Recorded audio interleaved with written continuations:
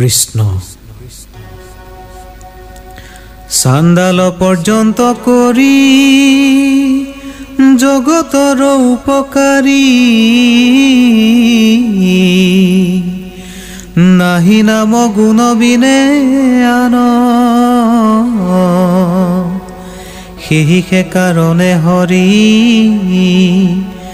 নিজ যশ প্ৰিয় ভৈল, ভগৱন্ত ভকতৰ প্ৰাণ।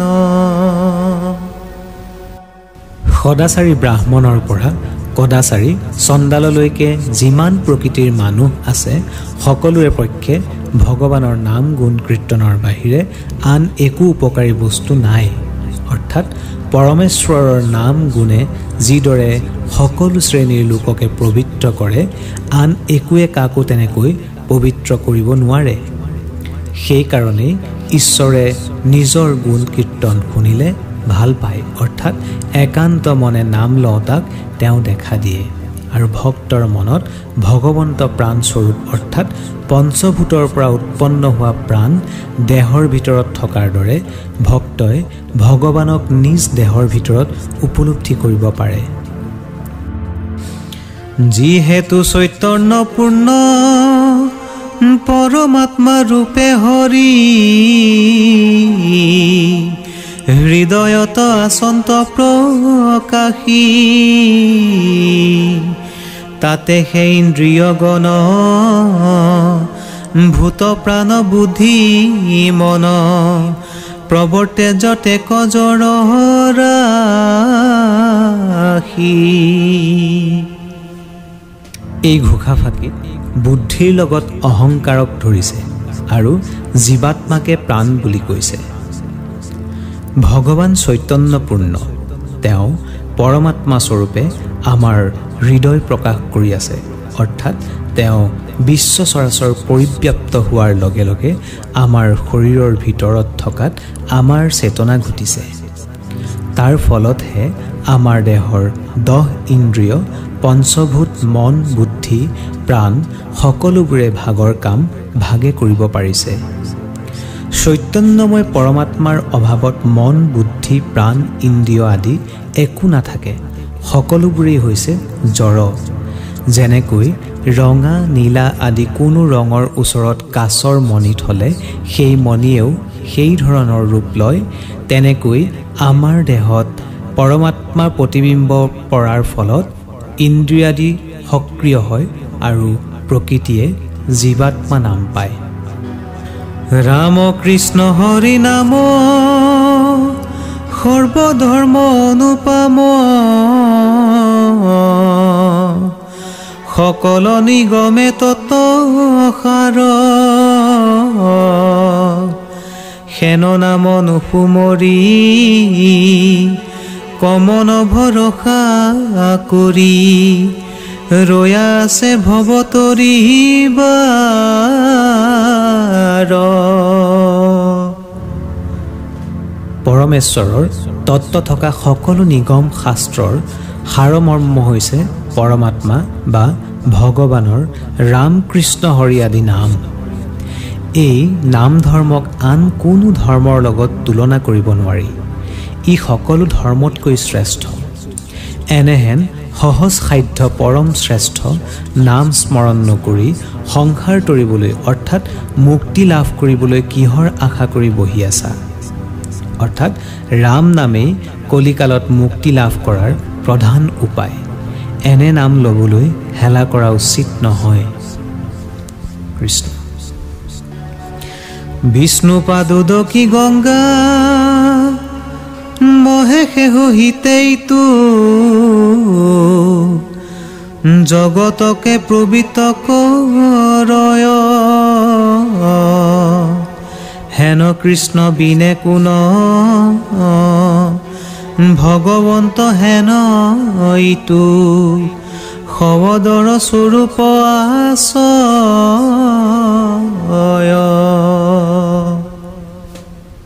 বিষ্ণু পাদুদকী গংগা মহেশ সহিতে ইটো জগতকে পবিত্ৰ কৰে, অৰ্থাৎ গংগাই মহেশক আৰু জগতকো পবিত্ৰ কৰে, অৰ্থাৎ মহেশে সৈতে সমস্ত জগতক পবিত্ৰ কৰে। বিষ্ণুৰ পাদ প্ৰক্ষালন কৰা গংগাই মহেশৰ সৈতে সমস্ত জগতক পবিত্ৰ কৰে। শব্দস্বৰূপ থকা এনে ভগৱন্ত শ্ৰীকৃষ্ণৰ বাহিৰে ডাঙৰ কোন আছে? পৰমেশ্বৰ নিৰাকাৰ আৰু নিৰাময়। তেওঁ বায়ুতকৈ অতি সূক্ষ্মভাৱে বিশ্বত পৰিব্যাপ্ত হৈ আছে। এই ভগৱানৰ নাম একান্ত মনে লওঁতে লওঁতে তেওঁৰ প্ৰতি যি প্ৰেম জন্মে, সেই প্ৰেমেই মহেশ্বৰ নিচিনা শ্ৰেষ্ঠ নিষ্কাম ভক্তকো পবিত্ৰ কৰিছে। জগতবাসীও সেই প্ৰেম ৰসকে পান কৰি পবিত্ৰ হয়। এনে সৰ্বদেৱ পূজ্য ভগৱানতকৈ শ্ৰেষ্ঠ বস্তু আৰু একো নাই।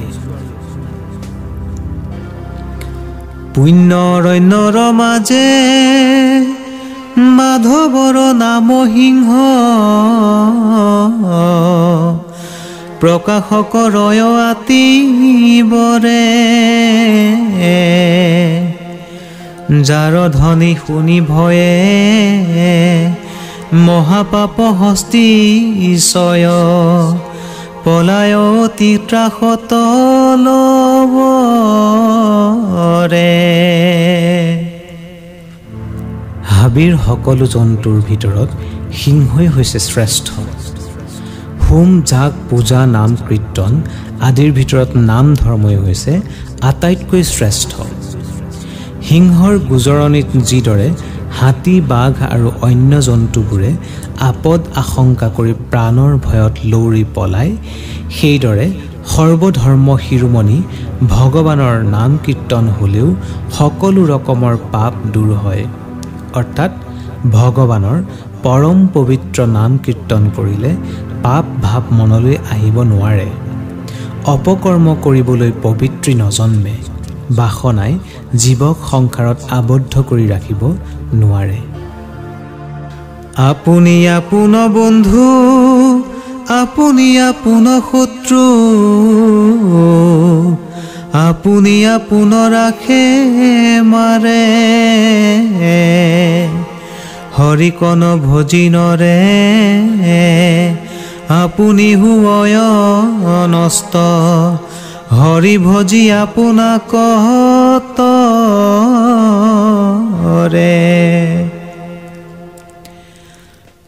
যি যেনে ব্যৱহাৰ কৰে সি আনৰ পৰাও তেনে ব্যৱহাৰেই পায়। পৰিশ্ৰমী মানুহৰ ভাত কাপোৰৰ আকাল নাই, আৰু ন্যায় পথত চলিলে সংসাৰৰ আপদ আহুকালে মানুহক কষ্ট দিব নোৱাৰে। সেইবোৰ সাধাৰণ কথা, ইয়াক সকলো সংসাৰীয়ে বুজি পায়। সেইদৰে মানুহে নিজেই পৰম আনন্দদায়ক কৃষ্ণক ভজনা কৰি আনন্দৰ অধিকাৰী হয়। জন্ম মৃত্যুৰ হাত সাৰে আৰু নিজে ভগৱানক ভজনা নকৰি আনন্দৰ পৰা বঞ্চিত হয়। পুনঃ পুনঃ সংসাৰত জন্মি ৰোগ ব্যাধি মৃত্যু আদি যান্ত্ৰণাত অশেষ লালাত ভোগ কৰে। এতেকে জীৱ নিজেই নিজৰ মিত্ৰ আৰু নিজেই নিজৰ শত্ৰু। ইচ্ছা কৰিলে জীৱে ভগৱন্তক ভজি আনন্দৰ অধিকাৰী হ'ব পাৰে, আৰু তাকে নকৰিলে বাসনাৰ হাত সাৰিব নোৱাৰাৰ ফলত কোটি কোটি কালে নানা ৰূপ যান্ত্ৰণাক ভোগ কৰি থাকিব লগা হয়। দুৰ্লভ মনুষ্য তনু লোভিয়া পশুৰ যোগ্য, বিষয়ৰ আশা পৰি হৰা, সন্তৰ সংগত বসি সুখে হৰি গুণ গায়া, সন্তোষে অমৃত পান কৰা। বহুত জন্মৰ মূৰত নানা কষ্ট ভোগ কৰি মনুষ্য জন্ম লাভ কৰিছোঁ। পশুৰ নিচিনা বিষয় আশা অৰ্থাৎ ৰূপ ৰস গন্ধ স্পৰ্শ শব্দ আদি ইন্দ্ৰিয়ৰ ভোগ্য বস্তুবোৰৰ আসক্তি এৰা। পশুৱেহে কেৱল বিষয়কে সুখ মানি চলে।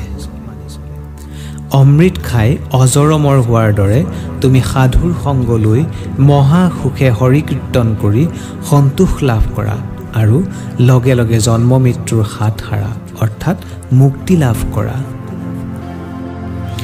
হৰি নাম কীৰ্তনত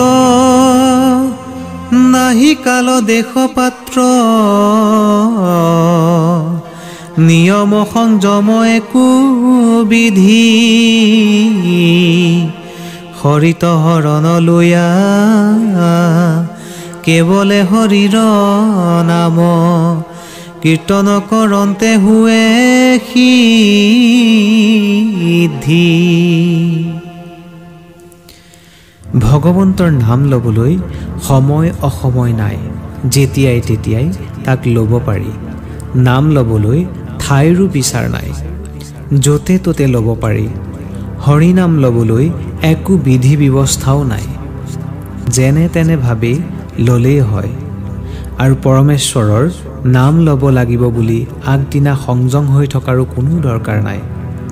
পৰমেশ্বৰক একান্ত মনে আশ্ৰয় কৰি যেতিয়াই তেতিয়াই য'তে ত'তে যেনেভাৱেই হওক তেওঁৰ নাম গুণ ল'লেই তেওঁ সিদ্ধি লাভ কৰিব পাৰি। বিষয় সম্বন্ধ সুখ সমস্ত জনিত পায়, হৰি সেৱা একো স্থানে নাই, হৰিৰ সেৱাৰ যোগ্য কেৱলে মনুষ্য জন্ম, জানি ফুৰা হৰি গুণ গাই। জীৱে পশু কীট পতংগ মানুহ সকলো জন্মতে সৰ্প্য শস্য আৰু লেজ্জ পেয় আদি ভোগ্য বস্তুৰ আৰু ৰতি সম্ভোগৰ ক্ষণিক সুখ পায়। মানৱ জন্মত জীৱে এইবোৰ পোৱাৰ উপৰিও জ্ঞান বুদ্ধি বিবেচনা বৰ বেছিকৈ পায়। এই জন্মত জীৱে ইচ্ছা কৰিলে চিন্তা কৰি নিজক চিনি পাব পাৰে। আত্মচিন্তা কৰোঁতে কৰোঁতে জীৱে ভগৱানৰ দৰ্শন লাভ কৰিব পাৰে। আনবোৰ জন্মত ঈশ্বৰ চিন্তা নহয়, কেৱল বিষয় ভাৱতে জীৱৰ কাল অতিবাহিত হয়। গতিকে মানৱ দেহ পোৱাৰ সময়টোৱেই জীৱৰ ঈশ্বৰ চিন্তাৰ উপযুক্ত কাল। ইয়াকেই বুজি সদায় হৰিনাম লোৱা উচিত।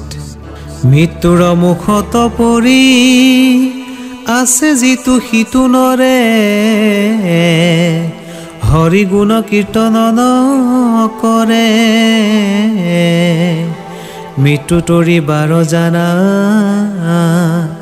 নাহিকে উপায় আন, হৰি নাম কীৰ্তনত পৰে। জন্ম হ'লেই মৰণ আছে। সংসাৰত যিবোৰ জীৱ জন্মিছে সকলো মৰিব লাগিব। এইকাৰণে মানুহে মৰণক আগত লৈ থকা বুলিব পাৰি। যি মানুহে নানা যাতনাপূৰ্ণ মৃত্যুক সন্মুখত দেখিও বিষয়ভোগত মত্ত থাকি হৰি কীৰ্তন নকৰে, সেই মানুহে পুনঃ পুনঃ সংসাৰত নানা যোনিত উপজি বাৰ বাৰ সংসাৰত দুখ ভোগ কৰিব লগা হয়। জন্ম মৃত্যুৰ হাত সাৰিবৰ উপায় কেৱল হৰিনাম কীৰ্তন। ইয়াৰ বাহিৰে আনে জীৱক মুক্তি দিব নোৱাৰে। কৃষ্ণ।